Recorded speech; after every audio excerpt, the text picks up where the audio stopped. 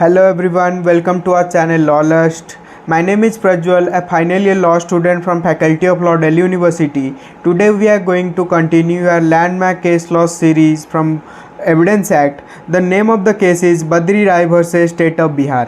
इस केस के फैक्ट्स बहुत ही इंटरेस्टिंग है। इस केस में क्या होता है कि जो फर्स्ट अपीलेंट होता है और सेकंड अपीलेंट होता है, ये दोनों ये ट्राई करते हैं कि एक पुलिस ऑफिसर को रास्ते में रोक के ब्राइब देने की कोशिश करते हैं, क्योंकि ये जो सेकंड अपीलेंट होता है इसके खिलाफ़ पहले से ही एक केस चलता है जिसको बंद करने के लिए या फिर मैनिपुलेट करने के लिए पुलिस ऑफिसर को रास्ते में रोक के ये दोनों ब्राइब देने की कोशिश करते हैं। ये जो पुलिस ऑफिसर होता है ये क्या करता है, इन दोनों को पुलिस स्टेशन बुलाता है और कहता है पुलिस स्टेशन में आइए, हम बात करेंगे।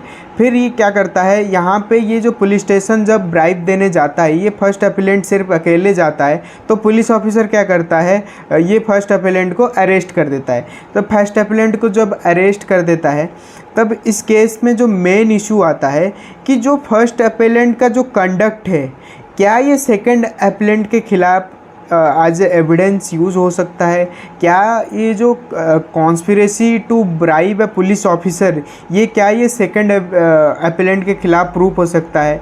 इसी केस में सुप्रीम कोर्ट ने ये ऑब्जर्वेशन दिया है कि act of any conspirator is sufficient on the general principle agency to make it act of all.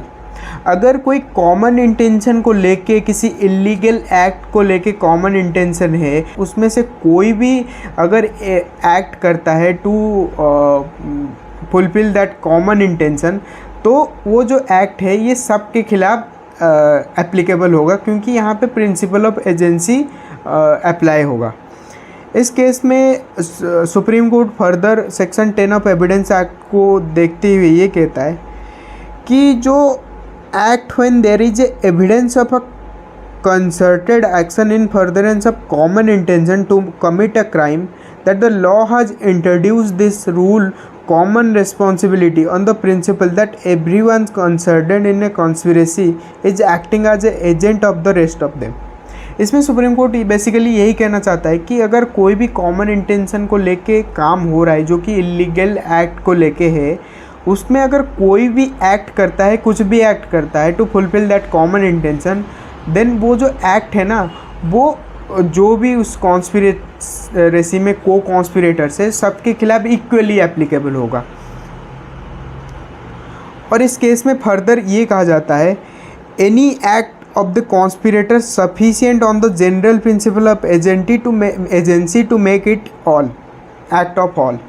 इसमें वही कहा जाता है कि जो सेक्शन 10 में जो को कॉन्स्पिरेटर की बात की गई है, अगर कोई भी इसमें से उस कॉमन इलीगल इंटेंशन को फुलफ़िल करने के लिए कुछ भी एक्ट करता है, तो वो एक एजेंट की तरह एक दूसरे के काम करेंगे और इसमें वो दूसरे बंदे या को कॉन्स्पिरेटर पे ये एप्लीकेबल होगा।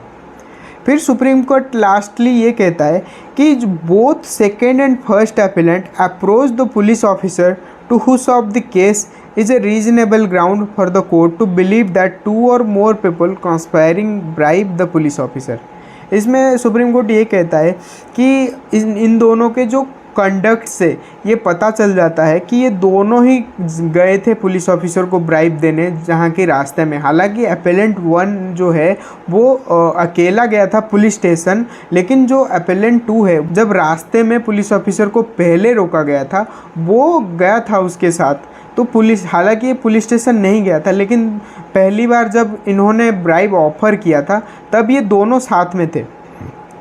तो इसको मद्देनज़र रखते हुए जो रीजनेबल ग्राउंड होना चाहिए सेक्शन 10 में, रीजनेबल ग्राउंड जो होना चाहिए इस एक्ट के थ्रू, ये रीजनेबल ग्राउंड पूरा होता है कि ये बिलीव किया जा सकता है कि जो सेकंड अपीलेंट है और इसके जो पहले से जो केस चल रहे हैं उसको बंद करने के लिए इन दोनों ने मिलके ही ब्राइब देने की कोशिश किया है, ना कि फर्स्ट अपीलेंट अकेले। तो ये क्या कहते हैं, जो फर्स्ट अपीलेंट ने जो एक्ट किया है पुलिस स्टेशन में जाके पुलिस को ब्राइब देने का, he done the act in furtherance of common intention, और ये इक्वली बोथ पे एप्लीकेबल होगा। और इस एक्ट के लिए तो conspiring to bribe a police officer, इस एक्ट के लिए ये दोनों इक्वली लाइबल हो गए। यही थे इस केस के main facts, issue and observation. Thank you for watching our video. अगर हमारे इस लैंडमार्क केस लॉ सीरीज़ को आप सपोर्ट करना चाहते हैं तो हमारे इस चैनल लॉ लर्स को सब्सक्राइब कीजिए। धन्यवाद।